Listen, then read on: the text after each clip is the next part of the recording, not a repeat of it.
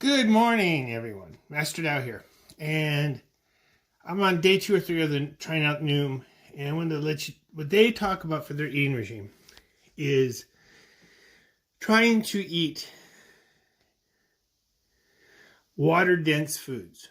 In other words, the whole idea is to fill you up, having things like grapes rather than raisins, because if the calorie content of a pound of raisins is a lot higher than a pound of grapes. So a pound of grapes will fill you up, and it's less calories. That isn't necessarily a bad idea. The whole idea is to fill you up so you eat less. My only issue with it is, like they recommend as an example, low-fat yogurt as opposed to whole milk.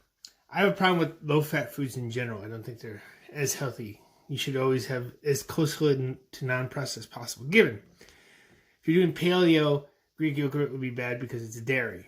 Now, paleo, yeah, and keto would be fine. So, it's really interesting. Like, I haven't used their coaching, like, where the person you talk to. I should probably do that just to test out and see what they talk about. But I think what's really key for athletic, healthy living, remember, I think all of us should be athletes. I think all men should be Vikings, all women should be shield maidens. And that's kind of like how I always structured teaching martial arts. I want to make everybody stronger, more powerful, more athletic. I have no problem with people being weak. I have a problem with people wanting to stay weak. You should always be striving to become stronger. Mentally, physically, emotionally, spiritually. So, I think the key for healthy eating is to eat caloric-dense foods. Nutrient-dense foods. Yes, you don't want caloric-dense foods. And that's kind of what they were saying as well. Water has like no calories, so they're talking about eating caloric, non-caloric, don't stay away from or avoid caloric-dense foods, that is good advice.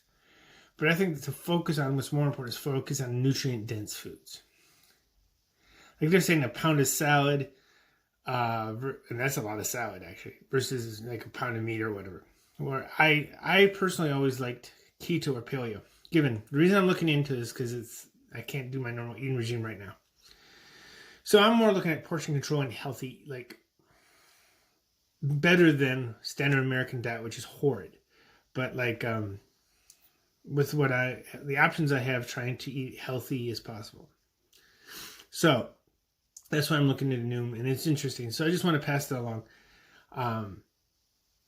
They're talking about having water dense foods,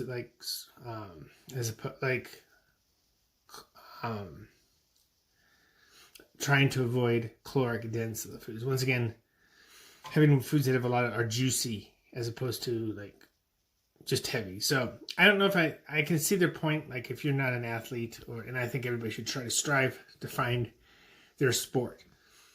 Going to the gym for most people is a horrible chore. Those who love it, like my nephew loves lifting, and I always did too. But most people hate going to the gym, and I mean, I don't think any person should have to kill themselves on the treadmill unless they're doing it for their sport. I think if more people did a sport, I don't care if you're 80, you can find a softball league for your age group or whatever. Like I had posted a little bit back about these two 80-something-year-old women competing in Brazilian Jiu-Jitsu. So, I mean, find your sport.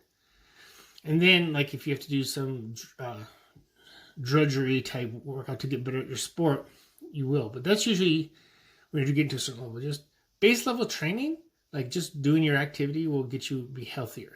And if you really get into your sport, then you do extra training to get better at that, and you'll improve your health and fitness. Now, if you're golfing, is not one of my favorite. I like the idea. There's somebody who came up with extreme golfing where you have to run from hole to hole and you can only carry what's on your back. That was a kind of neat idea.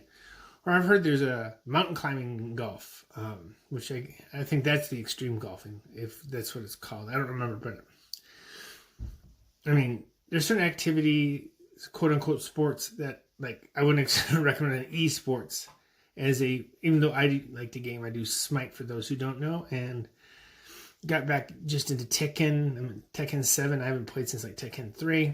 But Those are not athletic activities. I don't care if they try to call themselves athletes.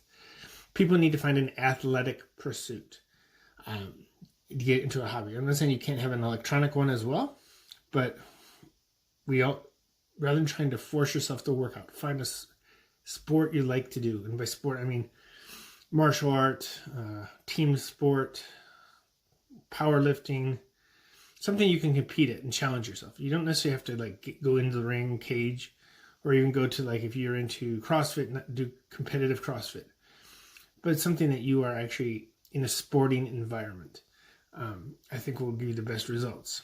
So with that, eat caloric, lighter foods, but eat nutrient-dense foods. Focus on it. So as I said, Noom tries to focus on juicy foods, as they call it, like food with water. It's not necessarily bad advice, but I have a problem with it, talking about eating low-fat versions of stuff. Yes, you shave off calories, but I also think you eat crappier food that way. It's more processed, and more processed is bad.